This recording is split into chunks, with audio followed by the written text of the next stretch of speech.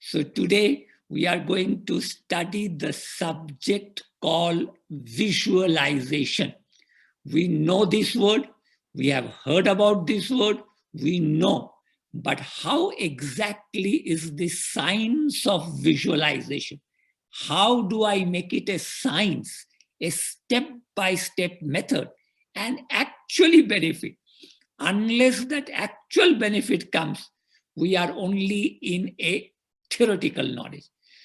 So today, let us study it very carefully, and then in our best way, let us see if we can manifest something or not.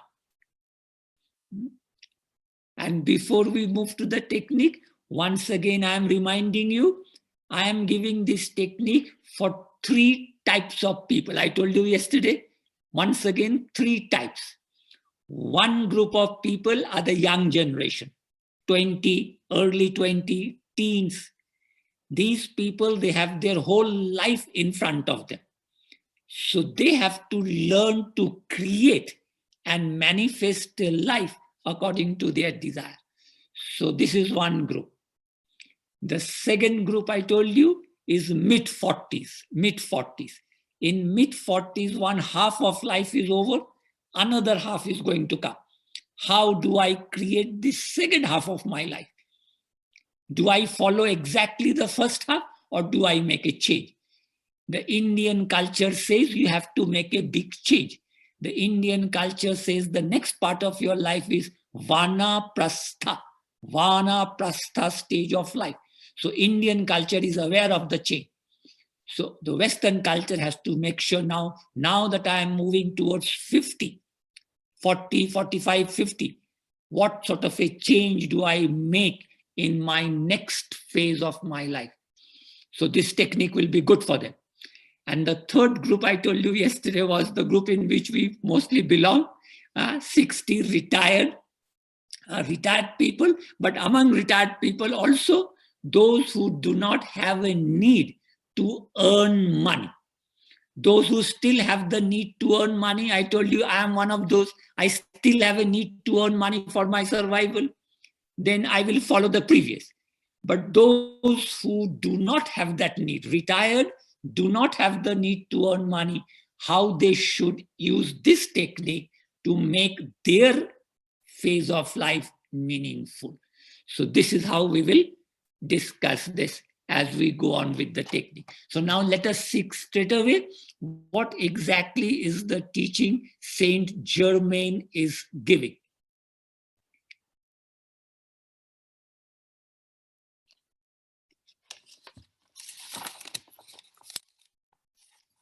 This teaching is giving based on a question. Guy Ballard, who is the author of the book, he has put a very beautiful question to him. And as an answer to the question, he is giving. So always know, every good teaching comes only when there is a student with a question. And if the students have no questions, then the teachers are all quiet, silent. They have no need to tell the whole world. So it is a questioning mind and a sincere, honest heart who is just wanting to know truth, higher truths revealed.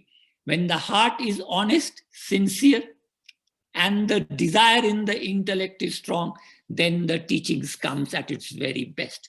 So now, what is visualization science and what is the technique? If anybody wants to write down at this moment, you can write down the things so that you are clear. Mari, do you have that book? Have you got that book? Okay, so I know. Okay, good. So at least 1 or 2 people have purchased the book. I am very happy that I am making a little effort that Americans has to know this. This is the best teaching. You don't have to read anything, just this book, and the children will grow up to be absolutely superb children. If they make this book their Bible, they will become the best citizen of America. Anywhere in the world, they will be loved and admired. So the question is, what exactly is the teaching? Let us go through it today. So visualization. Now, True visualization, Saint Germain is answering, is God's attribute and power. God's power acting in the mind of human beings. True visualization, when we human beings are visualizing something, it is God's power acting in the human mind. When one consciously pictures in his mind a desire he wishes to fulfill, when somebody is consciously creating a picture in the mind of a desire that the person wants to fulfill, he is using the most powerful means of bringing into this visible, tangible experience. So when I am visualizing something in my mind to fulfill a desire in my heart, I am using God's power to bring into manifestation. This idea is always God's power, not my power, not my intelligence. This idea is very important. My Lord, I am using your power through my visualization. That is the first step in the science. If we just say, I want to do this, then it is only my intelligence comes into play. But the moment I bring God, then the intelligence of the universe starts helping me. So always that word God has to come from the heart, from the heart. There is much confusion and uncertainty in the minds of many concerning what actually happens when one visualizes or creates a mental picture. When we create a mental picture, what exactly happens? People generally are not very clear, not aware of.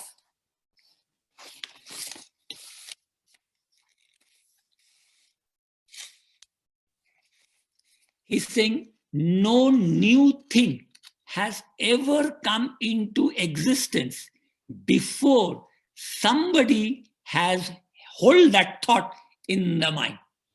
So all scientific inventions, all talents that people have exhibited through all eternity, the talents, the original ideas that people have already done, the scientific technological achievements that we have done, everything was at the beginning. Somebody in his mind or her mind was holding the picture of that. This is very clear that unless we think it in our mind, nothing comes to manifestation. And all manifestation that we have done is because somebody somewhere had held that idea in their mind. Now he's saying, I will give you an exercise by which you can develop and consciously control and direct the activity for a definite accomplishment. I am giving you a technique, he's saying, and if you apply the technique correctly, then whatever your heart's desire you have, you can achieve it.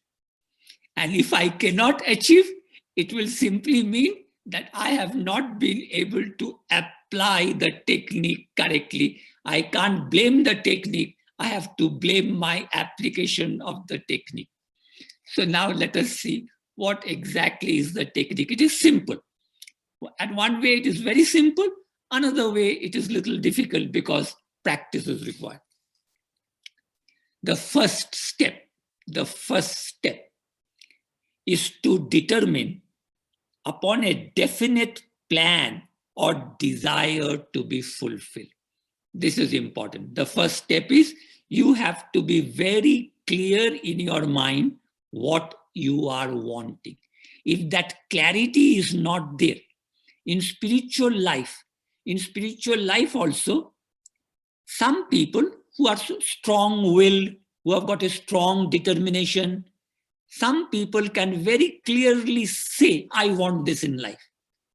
Whereas some people who is not clear as to what they actually want in life. So when people are not clear and they are trying to visualize what will happen, I want you to answer. Suppose I am not clear in my mind exactly what I am wanting. There is doubt in my mind and I don't know clearly what I want. Or I want something, but another part of my mind is saying, no, that is not required. I am not sure. And if I start visualizing, applying this technique, what will happen? I will not get what I want and create all sorts of confusion. So this technique is for people who are very clear in their mind what they are wanting. And those who are confused, not clear, they should not do this technique. Before giving the technique, I am clarifying. They should resort to prayer. They should resort to meditation to become clear. And once you are clear, then the first step is be sure what you want. And when you are wanting it, make it clear that the desire must be constructive, honorable, and worthy of the time and effort. It should be worthy of the time and effort that you are going to spend. Be sure to examine your motive for the desire, for bringing such a creation. You are going to create. You are a creator. We are co-creators of our life and destiny. So before we create something, we have to be careful. What we are creating should not come back as tomorrow as something harmful to me or to people around us. So there is a responsibility before we begin creation.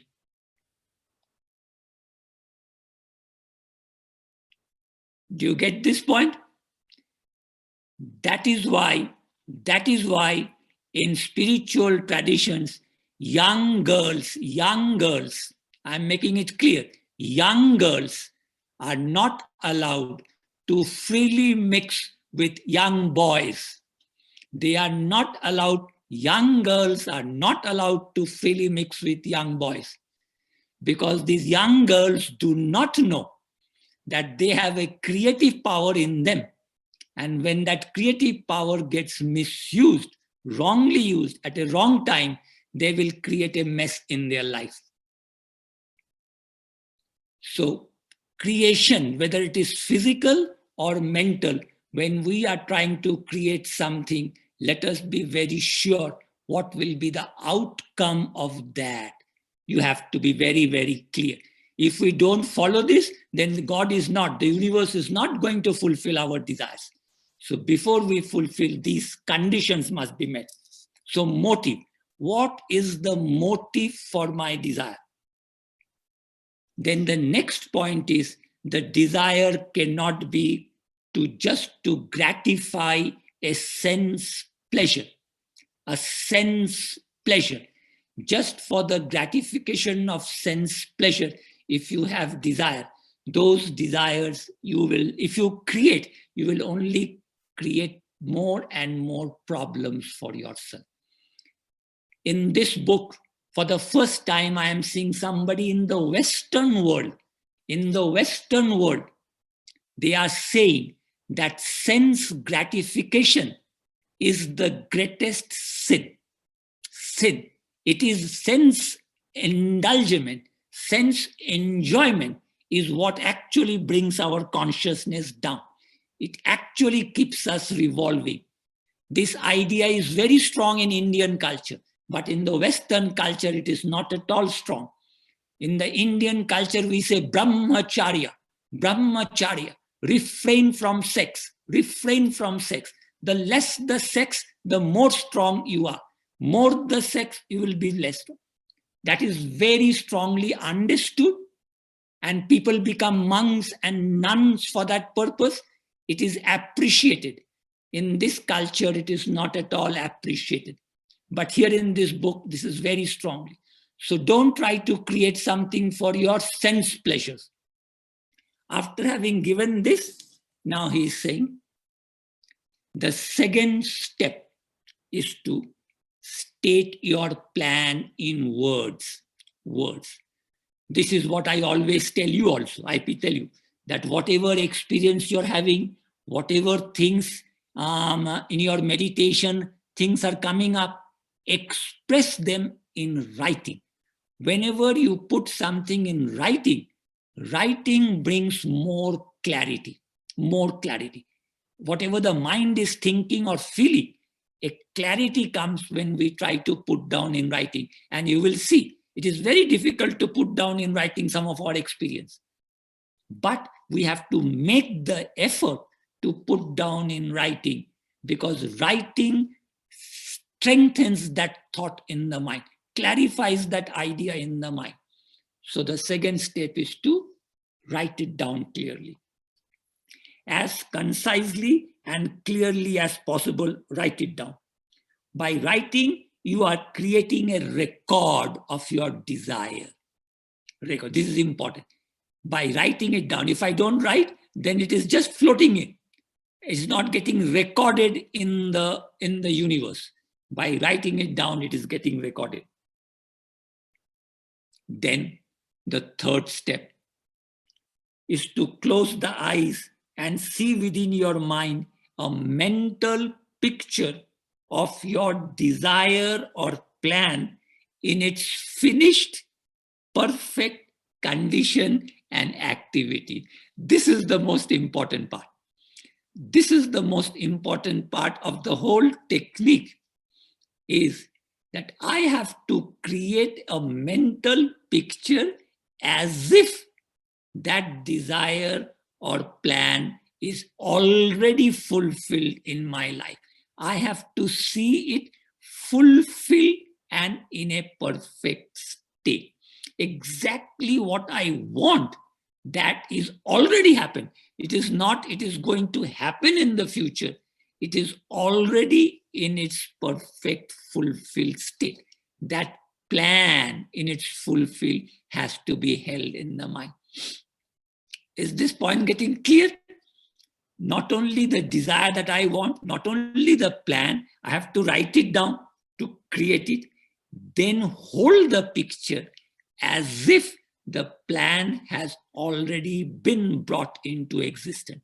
That final part of the plan, that should be held in the mind as strongly as possible. Clear? Now my question is, what time should you do this practice? This sort of a visualization practice, what is the best time to do? Which is the best time that you should do this?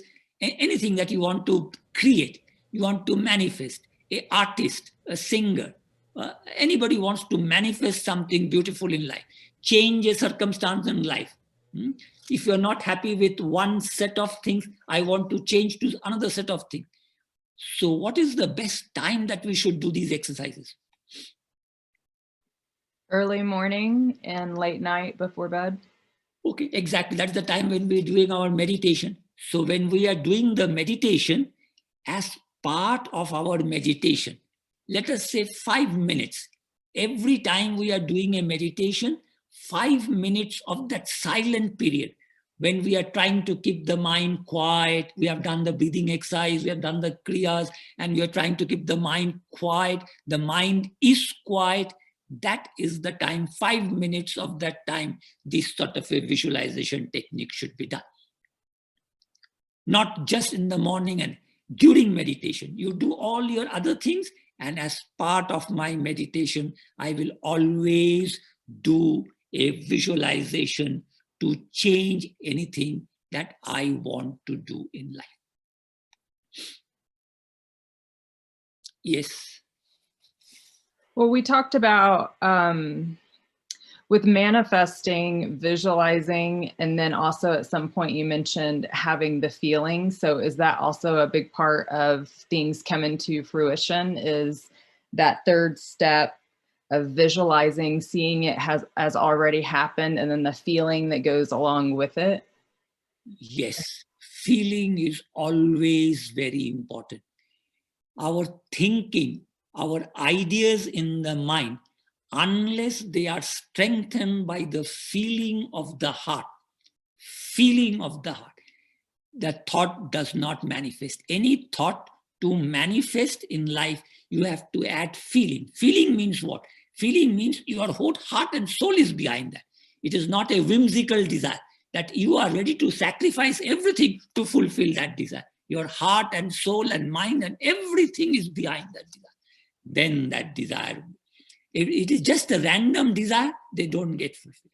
So whatever I am desiring should be so important to me that I am ready to sacrifice my sleep, sacrifice my eating, sacrifice everything for the sake of that, because that is more important. This is what we call feeling. And then also in our normal human relationships in India, we say, my father, for example, my father gave me one bit of advice when I was a boy of 13, just a boy of 13. He gave me one advice. He said, my son, if you want peace in life, do not ever do anything that will make a woman cry. Don't do anything that will make a woman cry. Woman crying means hurting somebody's feeling. Women are very strong in their feelings. So if that feeling is hurt, then it comes back to the man in a very big dose, and restlessness, unhappiness, a lack of peace will always be there in that person's life. If a person has hurt somebody's feeling, feelings are a very strong power. So yes, when you are completing, when you are picturing that desired completed form, a feeling of happiness should always accompany that because that happiness is what will come as a feeling when something is fulfilled. So when you are picturing that fulfilled thing, let your heart be absolutely filled with happiness and peace, that this is what I want and this is what I will create. I will create it for myself, and having found my own peace, I will share it with as many people as I can. I will always do it for the good of others, never to take any revenge, never for any personal enjoyment, but always for the good of others. And if I enjoy myself, then I will share that enjoyment with as many as I can.